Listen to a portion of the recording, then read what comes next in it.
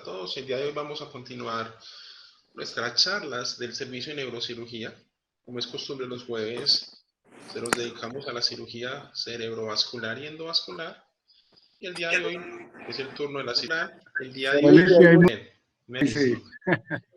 está diciendo que como existen tantas técnicas de bypass cerebral, lo que haría la charla muy extensa. Hoy vamos a compartir los conocimientos sobre las técnicas quirúrgicas en el bypass de bajo flujo. ¿Listo? Quiero empezar con esta charla, esta frase del doctor Rokuya Tanikawa.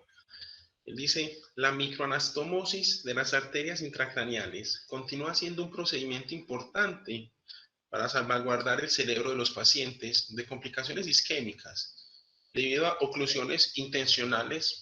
Cuando uno clipa un aneurisma, esos aneurismas complejos que uno busca proteger a toda costa, pero hay ocasiones que nos toca sacrificar el vaso aferente, o cuando hay oclusiones que no son intencionales, por ejemplo, un ACV isquémico, es necesario que cultivemos la educación en este tipo de procedimientos en los cirujanos más jóvenes, llevando siempre a la excelencia para poder llevar este tipo de cirugías, que sabemos que no es fácil.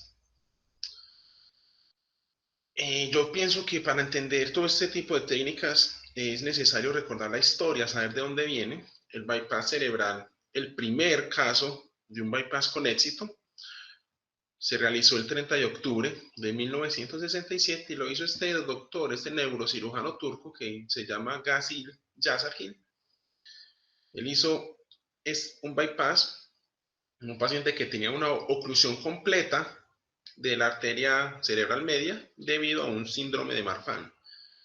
Miremos la fecha, 1967. Hace tan solo un año se había perfeccionado el bipolar y llevaba en muy poco uso el microscopio. Por esta técnica quirúrgica es que se le da el nombre del doctor Yazargil como el padre de la microneurocirugía moderna. Posteriormente, el doctor Yazargil en el año de 1972 hace su primer reporte. Hace una serie de casos, son 7 pacientes, a las cuales les continúa haciendo bypass. 5 pacientes fueron por aneurisma y 2 pacientes por enfermedad de Moya-Moya. Todos los bypass que hizo el doctor Yazargil fueron de circulación extracraniana, una anastomosis de la arteria temporal superficial a la arteria meningia media. Y miren a lo largo del tiempo cómo han sido citado este artículo y cómo se ha ido perfeccionando las técnicas de microneurocirugía. El otro doctor que incursionó mucho en las técnicas de microneurocirugía, en las técnicas de bypass, fue el doctor Robert Spessler. Miren, en el año de 1976 se publicó este artículo en el Journal of Neurosurgery y el doctor Spessler lo que investigó fue lo siguiente: ¿cuál área cortical es la que presenta más facilidad para poder ser el vasoreceptor en estos tipos de bypass?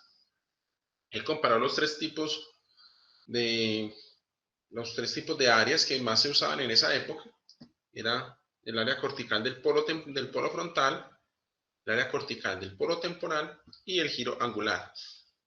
Y él demostró, fueron nada más 13 pacientes, que las arterias corticales, o sea, las ramas de la arteria meningia media, que se encontraban en el giro angular, digamos que tenían un mejor calibre para poder llevar a cabo un bypass cerebral con mayor facilidad. Existen diferentes indicaciones de bypass. Para resumirlas, se puede clasificar en estas dos. Cuando yo lo indico, o yo tengo como objetivo aumentar el flujo sanguíneo cerebral, y una diferente cuando busco preservar el flujo sanguíneo cerebral. El día de hoy vamos a basarnos en los bypass que tienen como objetivo aumentar el flujo sanguíneo cerebral. Estos tipos de bypass son llamados como bypass de primera generación por el doctor Michael Lawton, y fue el bypass pionero. Miren acá que fue el que publicó el doctor Yazagin en la época del 70. El objetivo de este bypass es únicamente, como lo dice su nombre, aumentar el flujo sanguíneo cerebral. Ese es el objetivo. La enfermedad clásica de este tipo de bypass es la enfermedad de Moya-Moya.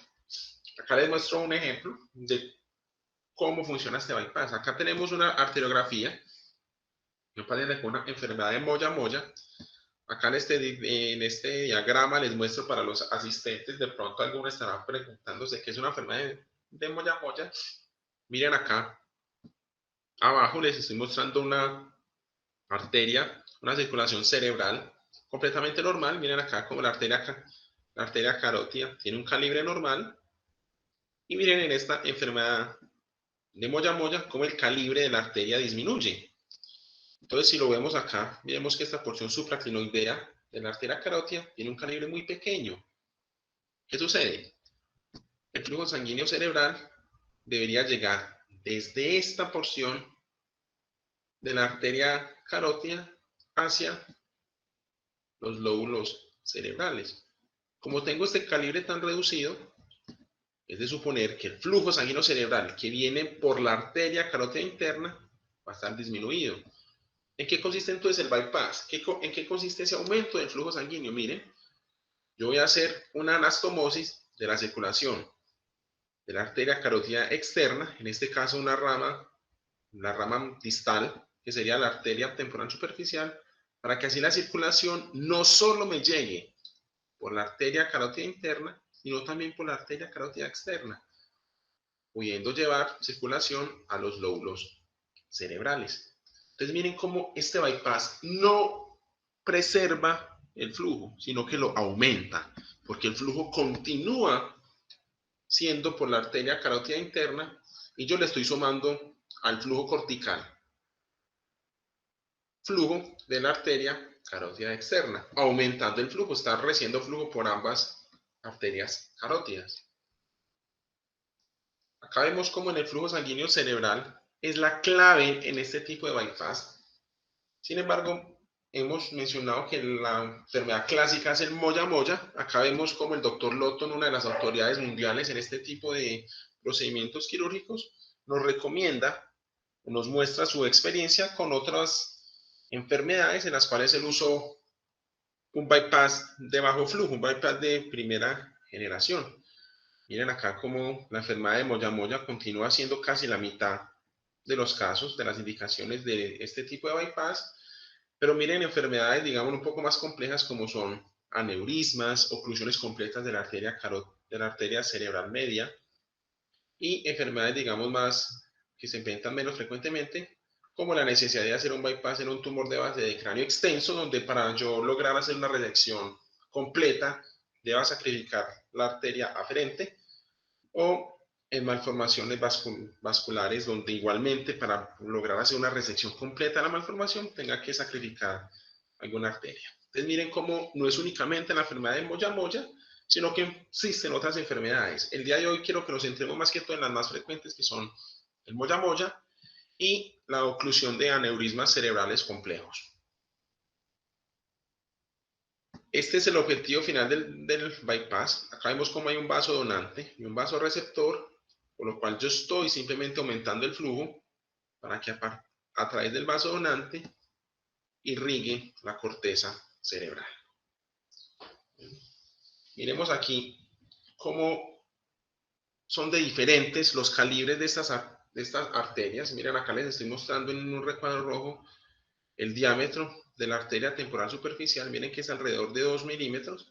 Y lo comparamos con las arterias que yo más utilizo como arterias receptoras, que serían las ramas más distales de la arteria cerebral media, en este caso el segmento M3 y el segmento M4, que miren que son también alrededor de 2 milímetros y hasta 1,5 milímetros. O sea, miren que son técnicas que exigen demasiada experticia y demasiada práctica en el laboratorio de microcirugía. El primer paso que vamos a estudiar para empezar a dar estas técnicas, estas claves en bypass de bajo flujo, es conocer los vasos donantes. Se llama vaso donante al vaso del cual vamos a basarnos para que se aumente el flujo. Cuando hablamos de esos bypass de primera generación, los vasos que más se usan son ramas de la arteria carótida externa, en este caso sería la arteria temporal superficial o la arteria occipital. ¿Listo? Cuando hablamos de esta anatomía microquirúrgica, es necesario hacer un pequeño repaso de las arterias del cuero cabelludo. Miren que el cuero cabelludo está irrigado por 5 pares de arterias, de las cuales 2 van a ser ramas de la arteria carótida interna y las otras 3 van a ser ramas de la arteria carótida externa. Las únicas ramas de la arteria carótida externa son estas 2 arterias, la arteria supratronclear que está más hacia la línea media y la arteria supraorbitaria que está un poco más lateral. Estas ramas de la arteria carótida interna, que vienen siendo ramas de las arterias oftálmicas, no se usan en bypass, debido a que tienen un calibre muy pequeño y tienen una distribución, digamos, un poco más compleja para lograr usarlas como vasos donantes, por lo cual nos queda la arteria temporal superficial, que va a ser la que tiene más calibre, y la arteria occipital. Cuando hablamos de la arteria temporal superficial, quiero repasar un poco de la anatomía de este tipo de arteria, porque es el primer paso que tenemos que proteger en la técnica quirúrgica, y miremos cómo se ubica debajo de la piel, pero encima de la galea, o sea, se encuentra en todo el tejido conectivo del cuero cabelludo. Miren acá las capas del cuero cabelludo, tenemos la piel, tenemos el tejido conectivo, tenemos la fascia muscular. Acá la estamos viendo cuando estamos más distales de la línea media, o sea, cuando estamos sobre el músculo temporal. Tenemos ya propiamente el músculo temporal, tenemos el pericráneo y finalmente tenemos el hueso. Es necesario hacer una disección cuidadosa de esta arteria, que es lo que vamos a repasar. Miren esta arteria cómo nace superior al zigoma, tiene un tronco común y 5 centímetros superior al zigoma tiene una bifurcación que nos va a dar 2 ramas, una rama frontal y una rama parietal. Para el bypass de bajo flujo se puede usar una de estas ramas o las 2 ramas. Lo importante es que si usted únicamente va a usar una rama de la arteria temporal superficial, que sea la rama de mayor calibre.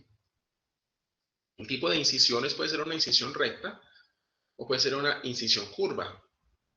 Ese tipo de incisiones curvas, miren que permiten un abordaje más amplio y permiten tener las 2 ramas de la arteria temporal para usarlas en caso de que requiera un bypass de bajo flujo con doble rama donante. Esta arteria temporal superficial, miren que tiene una configuración serpentina, ¿listo?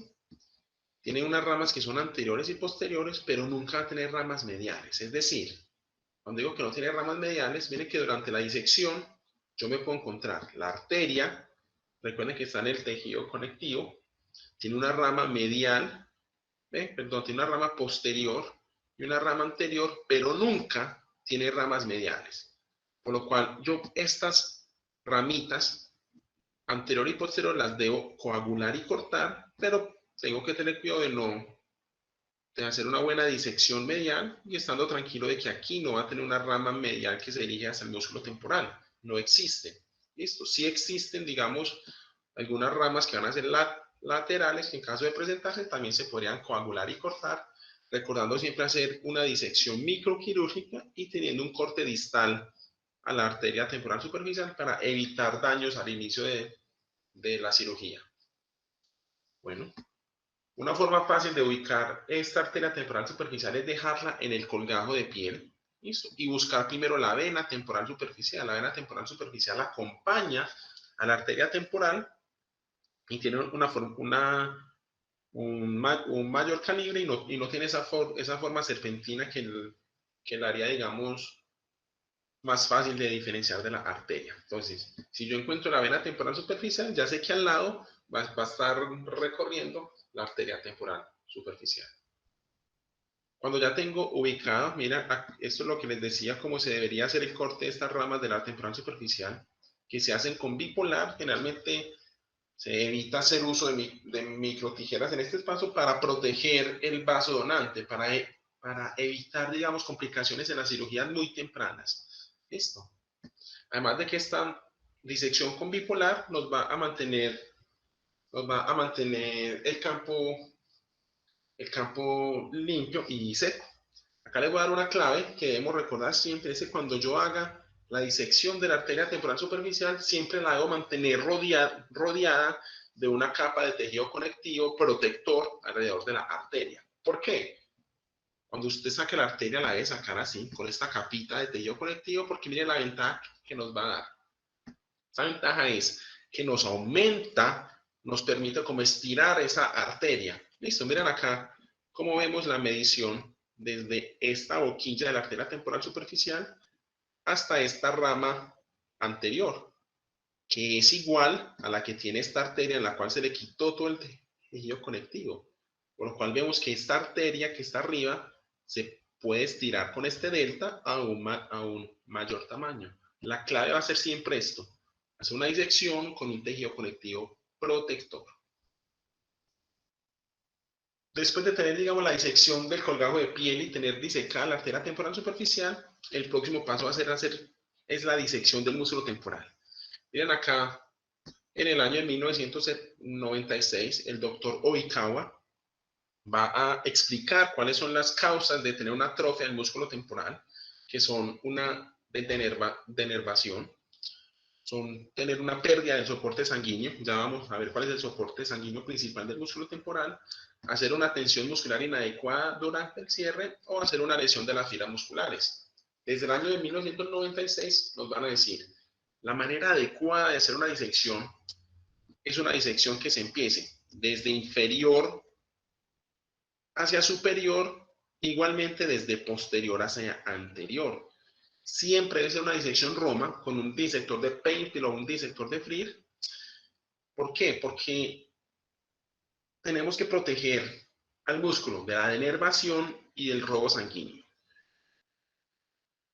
Ya hemos visto que existe una arteria temporal superficial, pero acá en la disección del músculo, la más importante va a ser la arteria temporal profunda, que va a ser el principal aporte sanguíneo del músculo temporal. ¿Y dónde se encuentra esta arteria temporal profunda y este nervio temporal profundo? Se encuentran abajo del músculo temporal y encima del pericráneo. Por lo cual, si usted, digamos, cuando uno diseca el músculo temporal y le queda algún remanente de la fascia, perdón, algún remanente del músculo temporal pegado al pericráneo, no se aconseja el uso del monopolar en estos casos, porque cuando usted use el monopolar, tendría riesgo de lesionar el nervio temporal profundo o la arteria temporal profunda, que deben quedar fijos a el colgajo muscular. Es decir, usted al hacer la disección del músculo tiene que ver el cráneo completamente limpio, el pericráneo limpio, libre, digámoslo, de remanentes de músculo temporal. Generalmente esos remanentes quedan acá en la parte más anterior y acá es cuando a uno le dan ganas de usar el monopolar, pero desde el año de 1996 el doctor Oikawa nos recomienda no hacer uso del monopolar en estos remanentes que quedan, sino simplemente hacer una limpieza con un disector de Paintil o un disector de FRIR, buscando preservar la arteria temporal profunda. El próximo paso va a ser una craniotomía. Existen 4 variables de craniotomía que se pueden usar en las técnicas de bypass. La craniotomía, voy a buscarlas desde las más nuevas, que es una craniotomía miniterional, una craniotomía pterional convencional, digamos que esta es la que más se usa, un abordaje orbitocigomático, que digamos que se usa cuando son aneurismas más complejos o yo quiero llegar a aneurismas de circulación posterior, o un abordaje frontotemporal que digamos que ya no está muy en uso. El abordaje initerional, miren cómo lo describe el doctor Natal en el año 2005 y lo modifica el doctor Figueiredo en el año 2007, aunque son, digamos que, abordajes muy útiles para una disección del valle más centrada y llegar a aneurismas de la arteria cerebral media de una forma más rápida. Yo creo que el tamaño de la craniotomía, que generalmente es de 4 centímetros, presentaría un riesgo, un riesgo o una dificultad para llevar a cabo una técnica de anastomosis rápida y adecuada como se necesita en este tipo de cirugías. El próximo paso, ya cuando tengo apertura del cráneo y tengo una apertura de la dura, es hacer la preparación del vaso donante. Miren cómo, nuevamente les repito, la disección del vaso se tiene que quedar con esta capa de tejido conectivo protector. Voy a hacer una retracción de este tejido conectivo aproximadamente 1 a 2 centímetros y voy a dejar acá el vaso propiamente dicho. y ya más adelante les voy a mostrar cómo va a ser esta preparación para hacer la anastomosis. El primer paso va a ser entonces limpiar 1 a 2 centímetros de tejido conectivo dejando el vaso completamente limpio. Ahora vamos a centrarnos ahora en el campo, ahora vamos a hablar completamente de técnica microquirúrgica.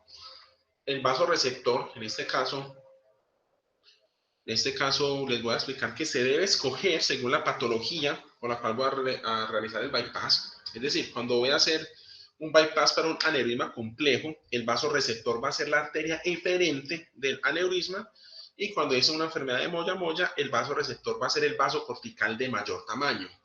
Entonces, miren, les recuerdo el artículo del doctor Spessler, es un artículo muy chévere, muy corto, que nos dice, nos recomienda que el vasoreceptor en la enfermedad de moya-moya deben ser los vasos corticales del giro angular, que generalmente presentan un mayor tamaño, por lo cual presentan, digamos que mayor facilidad para hacer una anastomosis. Generalmente estos vasos son las ramas más distales. Miren acá cómo se ve el tamaño de un vasoreceptor. ¿Listo? Miren acá cómo se ve, cómo sale la arteria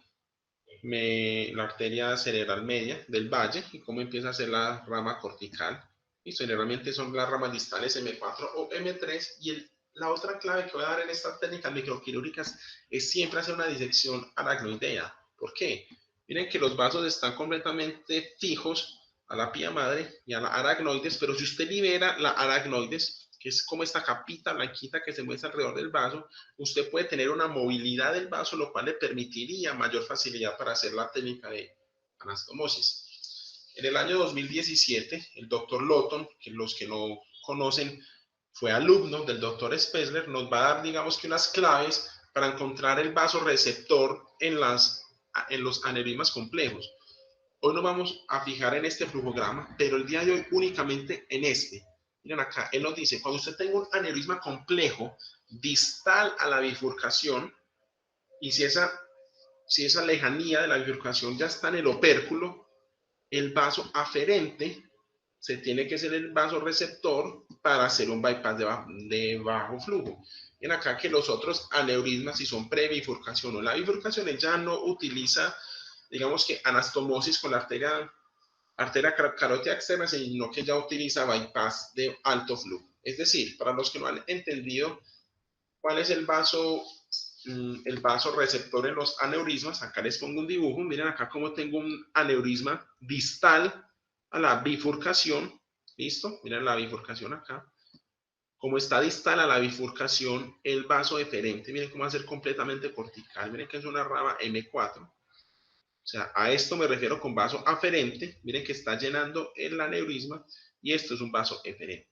Y miren acá cómo se dio la anastomosis con la arteria temporal superficial. ¿Y por qué decimos que es un aneurisma complejo? Miren que para llevar a la oclusión del vaso se sacrificó un vaso eferente. Miren que acá se está sacrificando un vaso importante, una rama de la arteria cerebral media. En este caso parece ser una rama de M2. Miren que eso lo describe Spessler en un artículo muy bacano, muy sencillo, y que tiene este flujograma que nos guía mucho hacia qué vaso debe ser el vasoreceptor y qué tipo de anastomosis y técnica de bypass se le recomienda. Bueno, cuando empecemos a hablar de vasoreceptor empieza a sonar, tenemos que tener presente esta palabra, periodo de isquemia. ¿Por qué? Porque usted va a estar haciendo arteriotomías. Listo, entonces usted va a estar abriendo un vaso cerebral, y algunos colegas se están preguntando, si yo corto una arteria y la fijo a otra, el tiempo que se demora el cirujano haciendo los nudos y haciendo los puntos de anclaje, ¿nos tiene riesgo de hacer una isquemia? Sí, eso es un riesgo, por lo cual tenemos que tener claro que existe un periodo de isquemia y algo que tenemos que tener presente siempre que vayamos a hacer una cirugía de anastomosis microvascular. Entonces, el periodo de isquemia, digamos que empieza desde que usted empieza a hacer el clipaje temporal. Más adelante vamos a ver el paso a paso de este clipaje, pero miren esta clave. Cualquier arteria puede tener un clipaje temporal. Todos sabemos cuando uno está operando aneurismas, uno quiere, digamos, disecar adecuadamente el domo del aneurisma y exponer adecuadamente el cuello. Uno usa clipaje temporal en la arteria carótida interna supraclinoidea, en el ramo M1. Pero miren que en la técnica de bypass no solamente utilizo un clip, sino que utilizo un clip proximal y un clip distal. y yo voy a trabajar en la unión entre esos dos clips. ¿Listo? Por lo cual viene esta clave, la tercera clave de hoy, es que aunque todas las arterias se pueden clipar, solo algunas son seguras. ¿Y cuáles van a ser seguras? Muy bien. Se dice que una arteria es segura cuando no tiene arterias perforantes hacia estructuras centrales cerebrales. ¿Como cuáles? Como el tálamo, como el hipotálamo, los núcleos de la base o el tallo cerebral. ¿Por qué? Miren que cuando yo aplico un clip temporal estoy cerrando la luz del vaso, por lo cual se disminuiría el flujo sanguíneo hacia estas estructuras. Y digamos que la diferencia que tienen estas arterias perforantes con las arterias más corticales es que carecen de circulación colateral, por lo cual digamos que el periodo de isquemia puede ser muy corto.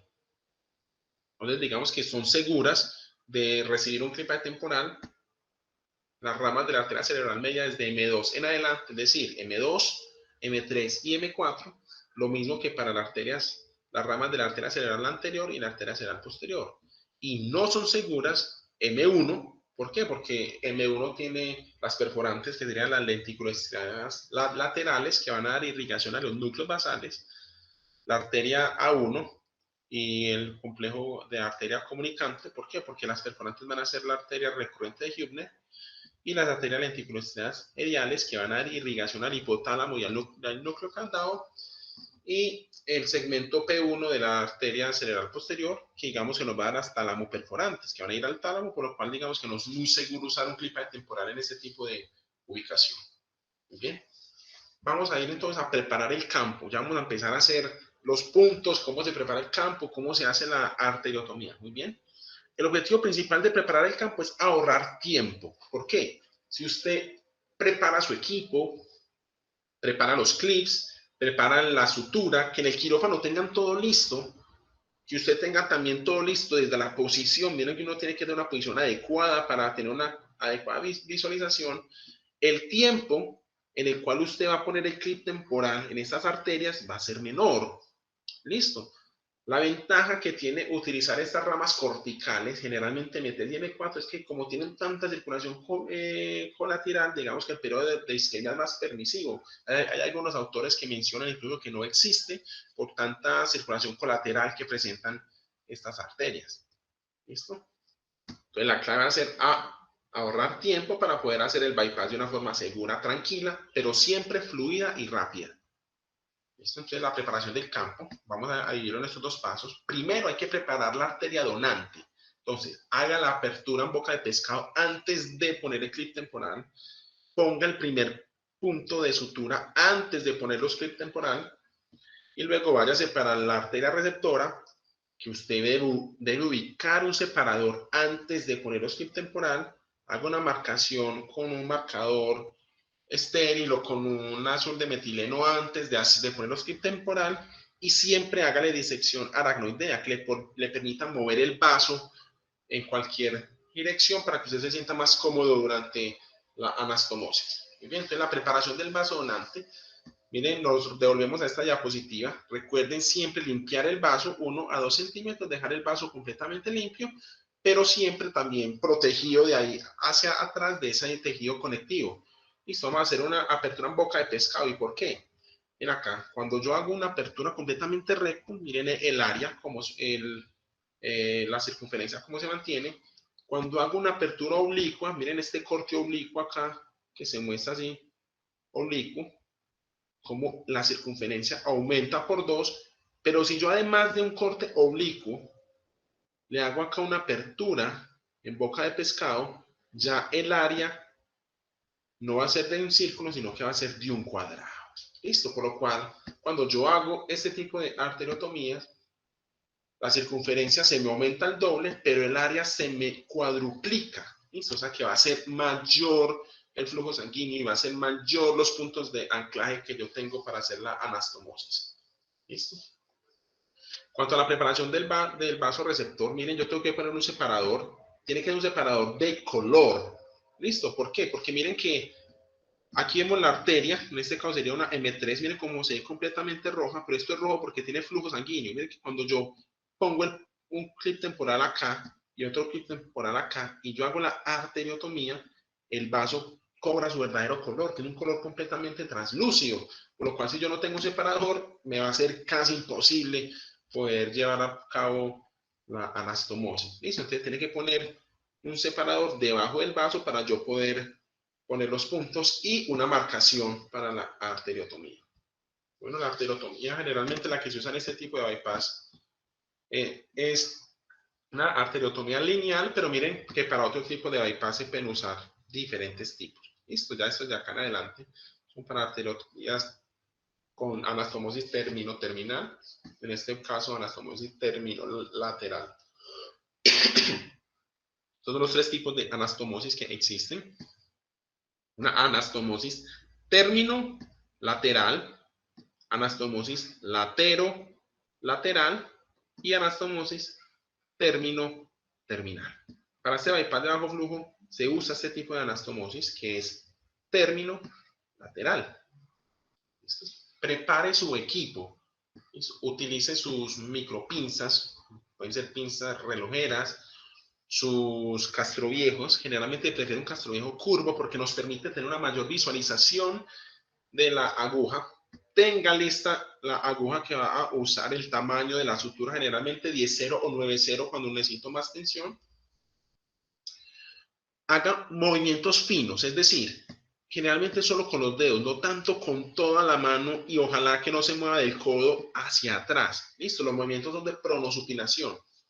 Bien, acá lo que les quiero mostrar con este esquema es que cuando yo voy a hacer los puntos de anclaje, tienen que ser lo suficientemente fuertes para pasar las dos capas de la arteria, listo, pero no pueden ser lo suficientemente profundos para que yo ponga un punto, digamos aquí, y todo este espacio se me va a reducir, por lo cual digamos que estaría haciendo un daño peor que hacer el bypass. Listo, ya que tiene que ser puntos muy finos y puntos muy superficiales, pero lo suficientemente fuertes que me atraviesen las dos paredes del vaso cerebral.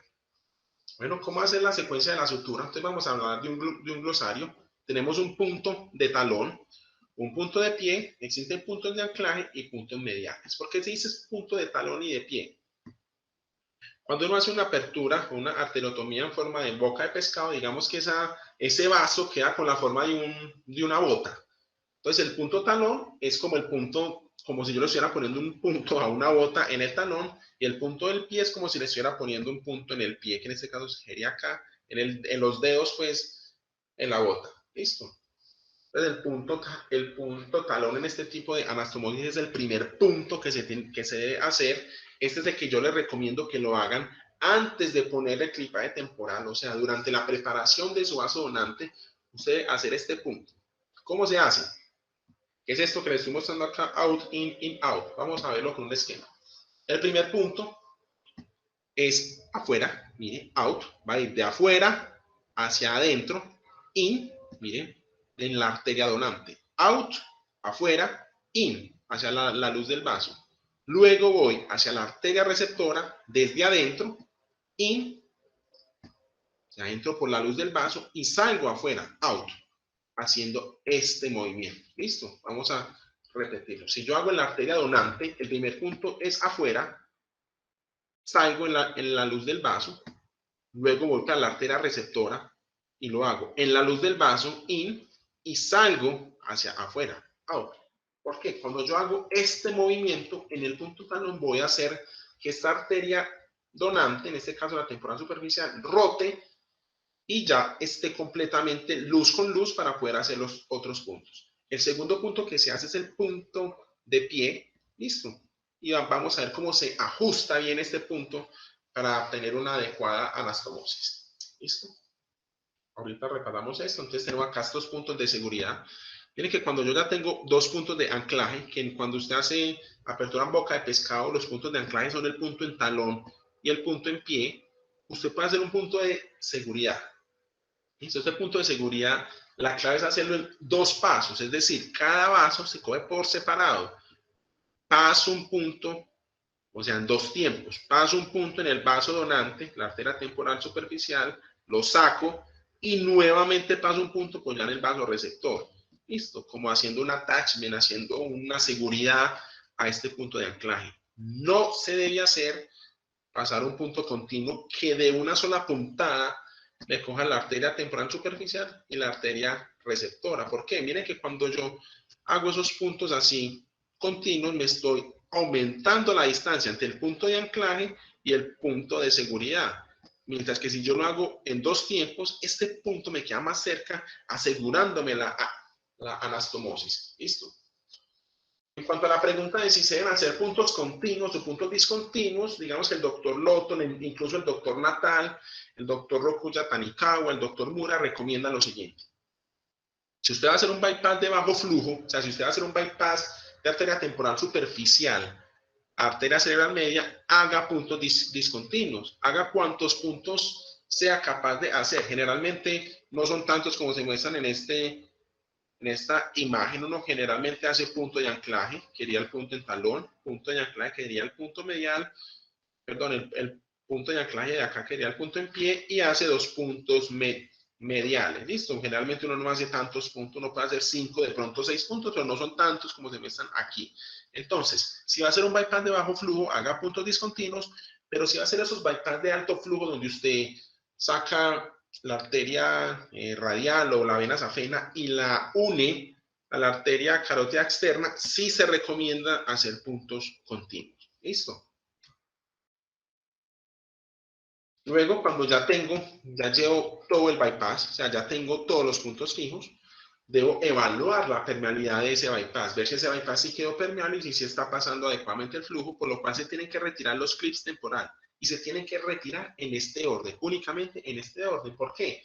Cuando usted los quita en este orden, que primero se quita el punto, el clip temporal distal, luego el clip temporal proximal y de último el clip temporal de la arteria donante, usted va a permitir un llenado de esta anastomosis de baja presión. Porque si usted quita primero este clip, todo el flujo va a llegar a la anastomosis, pues no va a tener hacia dónde irse, por lo cual se pueden soltar las suturas o pasar, digamos, una complicación totalmente prevenible. Entonces, primero quito el clip temporal distal, luego el clip temporal proximal y de último el clip temporal de la arteria donante. Luego, cuando voy quitando los clips, puedo evaluar si tengo la necesidad de poner un punto de seguridad. Listo, miren que cuando se presentan estos sangraditos uno puede decidir si cubro con cotón, si cubro con Surgicel, si pongo Spongo-Stan y hago la regla de los 2 minutos. Espero ahí 2 minutos con esta técnica hemostática.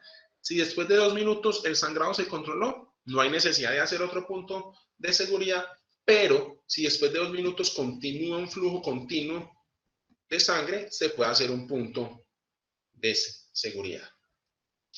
¿Listo? Esto era lo que les tenía para hoy. Ahora les voy a compartir un caso clínico. Esta es una paciente que tuve la oportunidad de operar junto al doctor Francisco y el doctor Oscar. Es una paciente con una enfermedad de moya-moya. Miren acá cómo vemos completamente una disminución de calibre de la arteria carótida interna supraquiloidea. Y miren cómo están estos vasos remanentes, estos vasos anormales, listo, que parecen como una bocana de humo, como dicen los autores japoneses. Miren acá en la lateral también cómo se ve esta oclusión. Y les voy a mostrar cómo se lleva a cabo el bypass, lo cual hicimos de una rama de la arteria carótida externa, que estuvo en la arteria temporal superficial, hacia una rama de la arteria carótida interna, que sería un segmento distal de la arteria cerebral media. ¿Listo? Miremos acá en este video cómo vamos a evaluar el flujo.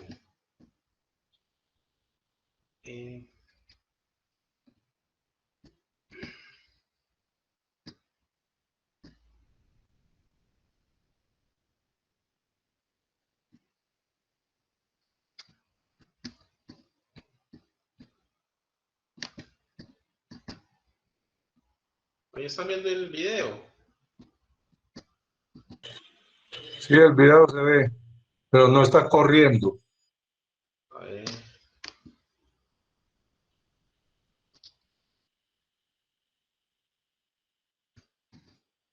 No sé qué pasa aquí. A mí sí me está corriendo. Ahí les está corriendo a ustedes. No, Dale arriba donde dice activar. ¿No será o qué? No. Bueno, los que le quería mostrar en este video. Entonces, aquí está mostrando el vaso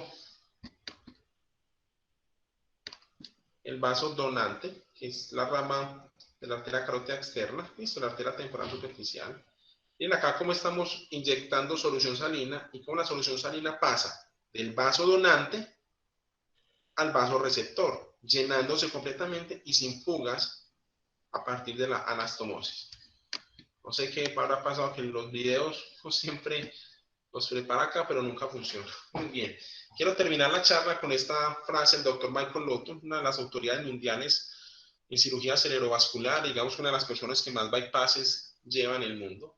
Él nos dice lo siguiente: en medio de la revolución de las técnicas endovasculares, la cirugía cerebrovascular viene disminuyendo en todo el mundo, siendo necesario el paso del conocimiento de las técnicas quirúrgicas de generación en generación. Yo invito a todos los residentes, a todos los neurocirujanos, que no olvidemos este tipo de técnicas, porque aunque la terapia endovascular, digamos que ha facilitado y ha mejorado muchos manejos de enfermedades vasculares cerebrales, hay algunas de ellas que aún no son completamente solucionadas por las técnicas endovasculares, y tenemos que conocer que existen estas técnicas que, aunque exigen mayor experticia, son necesarias que las sepamos hacer y las conozcamos para poder darle solución a las enfermedades de nuestros pacientes. Bueno, muchas gracias a todos ustedes. Espero que les haya gustado la charla y que hayan quedado con ideas claves sobre la técnica adecuada de un bypass de bajo flujo. Muchas gracias.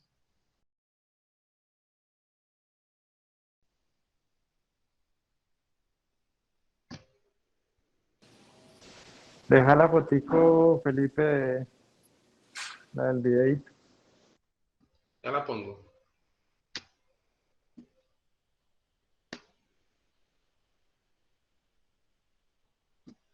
Aló, ¿me escuchan? Sí, muy Bueno, bien. oiga, me pareció una conferencia muy buena, Felipe, muy clara, muy ilustrativa y pues y muy didáctica. Eh, yo tengo eh, pues yo tengo la impresión de que en la enfermedad de Moyamoya eh, el bypass no mejora mucho el pronóstico del paciente, sino simplemente hacer la sinangiosis, la miosinangiosis. Eh, Pacho, ¿qué dice? ¿Que este tipo de cirugías mejoran el pronóstico o el pronóstico no cambia? Hola, profe. Bueno, en Moyamoya, digamos que ya hay ensayos clínicos incluso, ¿cierto? Entonces es como la enfermedad clave en la que se ha demostrado que los bypass realmente se aportan. Entonces, es superior la revascularización por bypass a la revascularización indirecta. Bueno, en todo caso, siempre moya moya es mejor revascularizar que no, a no ser de que el paciente ya esté revascularizado por sí mismo. Hay una clasificación que se llama Suzuki, que va del 1 al 5 o el 6, y en la cual el 1 es un paciente que no tiene, que apenas está empezando a hacer el patrón de moya moya y todavía no tiene la carótida ocluida, tiene pocas fumarolas, el 2 tiene un poco más, el 3, digamos, son los que más se benefician de la revascularización, en los que todavía no hay colateralidad y sí hay bastante neoangiogénesis anormal gangliobasal. El 4 o el 5 ya son pacientes que están revascularizados, o sea que ellos mismos han buscado colaterales de la carótida externa. Entonces, en los pacientes 1, 2 y 3 que son indicativos de cirugía, las diferentes técnicas han demostrado ser superior a la aspirina o a la observación. Y cuando evalúan bypass mixto, ¿cierto? Que digamos es como la técnica que más se usa hoy, que es hacer bypass y revascularización mixta, que es hacer bypass y miosinangiosis o duro miosinangiosis. La técnica mixta es superior a solamente la miosinangiosis, porque el bypass aumenta el flujo colateral rápidamente, ¿cierto? O sea, en los primeros meses, mientras el músculo va haciendo su colateralidad. ¿Sí me entiendes? Entonces, el paciente se reperfunde mejor cuando se hace técnica mixta, que eso no es inmediato. Usted coloca un músculo contra la aracnoides o contra la pia madre, ¿cierto? Lo ideal es abrir bien la aracnoides para facilitar esa formación de nuevos vasos. Entonces, ese proceso tarda un tiempo, eso no es inmediato. Entonces, mientras se produce esa neoangiogénesis que es más estable que el moya-moya, el bypass suple muy bien el flujo sanguíneo cerebral. Esa es como la teoría y la explicación de por qué hacer bypass mixto. A este paciente, por supuesto, también le dejamos músculo. Ok, Pacho, muchas gracias. Pregunta para Felipe. ¿Cuándo debemos hacer una arteriografía o cuál es la técnica para nosotros saber si ese bypass está funcionando y en qué momento debemos hacerlo?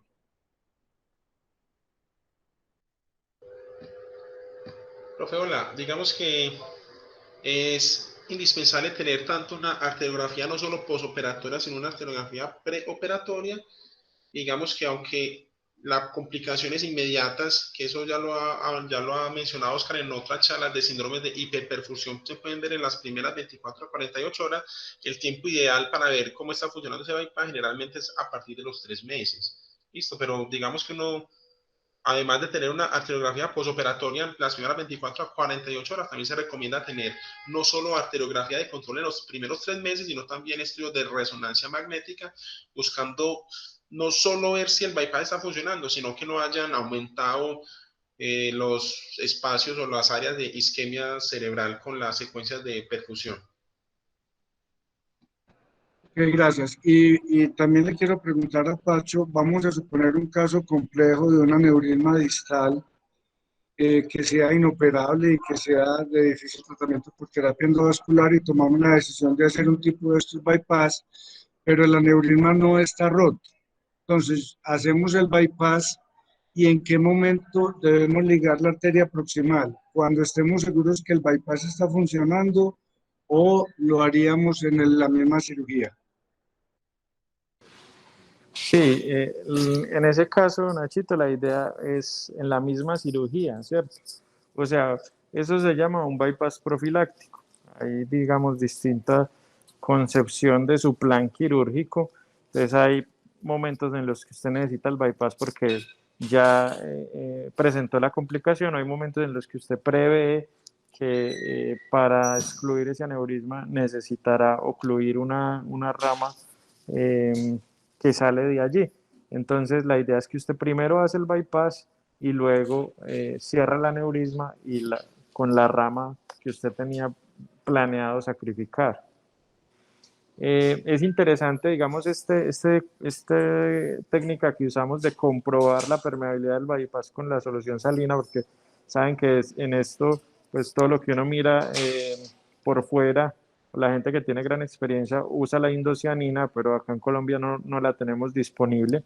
El yelco está en una rama, ¿cierto? Una ramita muscular o una ramita que iba para los tejidos blandos de la temporal superficial y por esa rama que está muy próxima a la boca del bypass, logramos poner el catéter, el yelco, e instilar por ahí solución salina. Entonces, digamos que es una forma ingeniosa de comprobar la permeabilidad del bypass. Que esas ramas tan pequeñas, el Doppler, que es lo que tenemos disponible, no es muy confiable, ¿cierto? Esa arteria tiene unos 2 milímetros, 1 o 2 milímetros. También interesante en la foto ver cómo está denudado más o menos 1 centímetro de la arteria temporal superficial. Eso permite manipular bien la arteria, que el tejido blando no se interponga cuando uno esté pasando los puntos. Esos son como detalles que quería comentar al respecto de esa cirugía, ¿no? Gracias. Adelante, doctor Cadavid. como estas técnicas son, bueno, tienen una historia muy vieja y yo no sé desde cuándo bueno, sí, realmente no sé desde cuándo se estén haciendo o si hayan publicado los resultados en Colombia. No sé qué tan frecuentes estarán haciendo y si hay alguien que haya publicado una experiencia de varios casos o de muchos casos.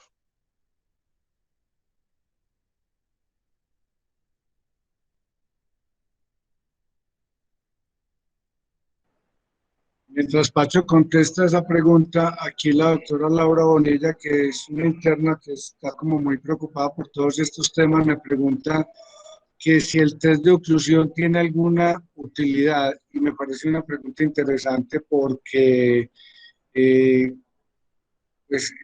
aunque Felipe lo dijo que son ramas distales que no tienen mucho problema, sí es bueno conocer con cuánto tiempo cuenta uno. ¿Qué opinan de eso, Pacho y Felipe? Bueno, les respondo a la doctora Laura primero. En enfermedad de Moyamoya, el test de oclusión y la terapia endovascular no tienen ningún papel, ¿cierto? O sea, ahí no hay como poner un stent para dilatar la carótida interna. Recordemos que es una oclusión progresiva de la rama de la porción distal o supraclinoidea de la carótida y la porción M1. Entonces, y se disminuye el flujo sanguíneo cerebral y la perfusión cerebral. Entonces, ahí no hay necesidad em, de realizar test de oclusión, ¿ok? Porque ya sabemos que ese hemisferio está hipoperfundido y que desde el otro hemisferio, o sea, por las ramas comunicantes anteriores y posteriores, no hay flujo, ¿cierto? Por eso es que se produce el moya-moya. Si hubiera ese flujo colateral, no se produjera, perdón, esa neoangiogénesis de los ramos gangliobasales o de las arterias lenticuloestriadas. Entonces, en moya-moya no, pero hay otras enfermedades en las que sí es muy importante saber la colateralidad, como por ejemplo en los aneurismas. Ahí los test de oclusión sí son muy claves a la hora de uno decidir hacer un bypass versus, por ejemplo, solamente ocluir una arteria, porque hay casos en los que usted puede ocluir una arteria, que el paciente toleró el test de oclusión y sabe usted que tiene una colateralidad muy favorable. Y al profe David, pues bueno, no, yo, profe, tengo más o menos unos como 8 o 10 casos de bypass, la mayoría documentados con arteriografía posoperatoria, pero no están publicados. Yo sé que el doctor, eh, se me escapa el nombre del doctor, Víctor, de Bogotá, tiene varios casos de bypass, sobre todo en aneurismas. No sé, en Moya ¿qué tal? Yo estoy, digamos, por ahora en mi fase de bypasses de bajo flujo, que técnicamente son los más complejos para suturar, pero los menos estresantes porque el tiempo de isquemia, pues digamos que puede ser media hora sin ningún problema. Más o menos en la curva de aprendizaje uno primero hace muchos de bajo flujo y luego hace de alto flujo. He intentado algunos de alto flujo, pero todavía no me han salido bien, profesor.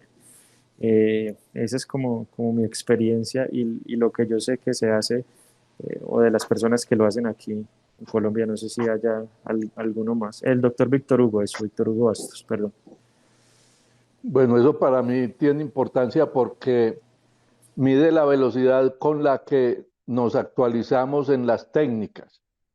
Y yo digo, miden la velocidad porque yo sé que cuando terminaba la residencia empezaron esas técnicas y empezamos a hacer algunos procedimientos de microcirugía.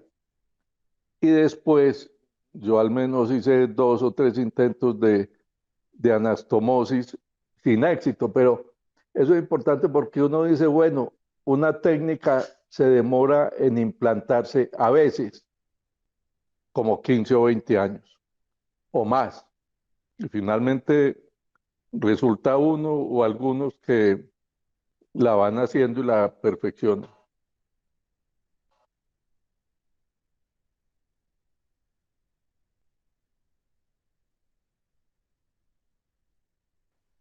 Ok. Bueno, ¿Alguien más un tema tiene muy algún interesante. comentario? Felicitar a Tema Felipe muy por interesante, sí. muy buen, Es que eso muy buen es manejo. como un mensaje a los residentes. Las cosas no se desarrollan de un momento a otro. Eso no es que se están haciendo y vamos a hacerlas. Eso necesita tiempo y dedicación y muchas veces pasan, digamos, generaciones de neurocirujanos que ni se atreven o no consideran importante o no lo ensayan o los medios que hay en la sociedad no existen y por eso las técnicas se van demorando unas mucho, hay otras que se establecen muy rápidamente. Doctor Cavi, buenos días. Pero yo creo que aquí lo que ha pasado es que precisamente la terapia endovascular ha suplido muchas de esas necesidades y yo creo que eso es lo que ha hecho que esta técnica en específico se haya demorado tanto en perfeccionarse. Ahora, yo creo que estos seminarios hay que hacerlos, Pacho, pero a mí me preocupa que entre más personas intenten hacerlo, peor es. Yo creo que estos procedimientos que son tan complejos como los bypass se deberían reservarse para algunas pocas personas para poder tener curvas y resultados, ¿sí? Sí. No sé qué tantos neurocirujanos al ver una charla como esta se animen a ir a hacer y yo creo que eso no está bien, Pacho. Sí, pues Jorge, digamos que es complejo en nuestro medio por cómo está jerarquizado nuestro sistema de salud. eh, Hacer centros de referencia, bueno, vos lo sabes, ¿cierto? O digamos, tener muchos casos de una sola patología, pero estamos de acuerdo que eso sería lo ideal porque pues no es sencillo coger la curva y pues se necesitan pacientes, además de la práctica en laboratorio, pero sí hay que tener como un conocimiento general, ¿cierto? De que esto se puede hacer y de cómo hacerlo y de que los pacientes se benefician de estas técnicas.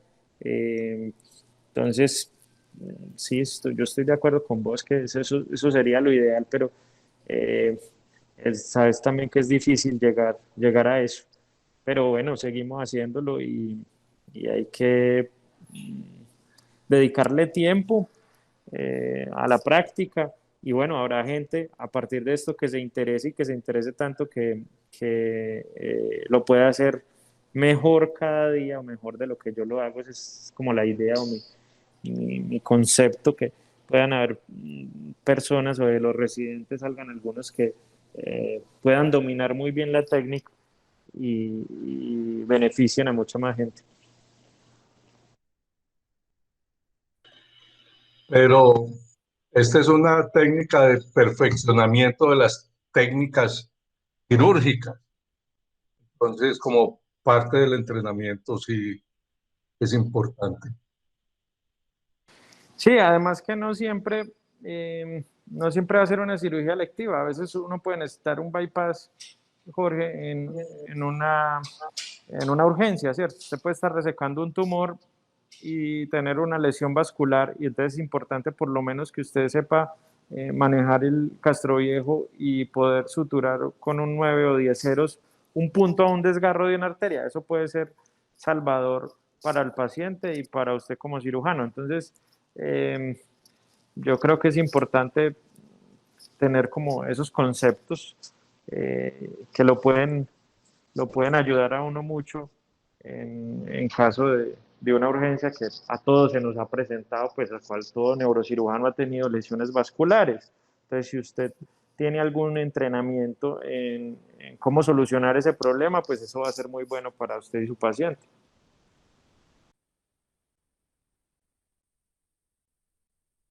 Nacho, ¿qué tiempo de oclusión tenés para hacer este bypass? Aquí, como dijo Felipe, pues no hay tiempo. Dicen que menos de media hora, ¿cierto? Yo creo que en este nos demoramos con unos 25 minutos o como unos 20 minutos. Eh, depende muchos factores. Por ejemplo, el grosor del vaso donante es importante porque a veces hay temporales superficiales que son pequeñas, pero su capa muscular, su íntima y su adventicia son muy gruesas y eso dificulta bastante la colocación de los puntos.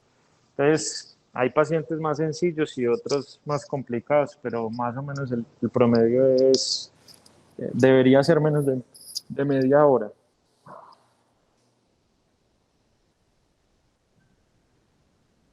Gracias, Pancho. Yo creo que ya terminamos, ¿o no? Nacho, yo quiero invitar a todos los interesados en este tema de bypasses y de microneurocirugía. El doctor Lotton sacó hace poco su libro de la serie 7 que llama 7 bypass. En ese libro fue en el que me basé para la charla y están las respuestas a todas las preguntas que estamos haciendo. ¿Cuánto tiempo de isquemia? ¿Cuánto tiempo de isquemia para cada bypass? Lo único que dice el doctor Lotton, como para resumir, es el tiempo de isquemia, digamos que no depende tanto del vaso, depende más del cirujano. Un cirujano fluido puede hacer una anastomosis muy rápida, pero mal hecha. Y un cirujano, pues la idea tampoco es hacerla demasiado rápida y mal hecha, pero tampoco demasiado despacia y bien hecha, pero que lleguen 2 horas, pues. Entonces, digamos que a los interesados, ese libro está disponible gratis en internet y es un libro muy chévere y muy bacano de leer. Y también responden a lo que nos dice el doctor Pulgarín, digamos que no todos los neurocirujanos deben dedicarse a los bypass, sino como dice el profe Pacho, antes de hacer su primer bypass hay que tener mucha práctica en el laboratorio de microcirugía. Mande el libro para que no lo tengamos que buscar, que usted ya lo tiene.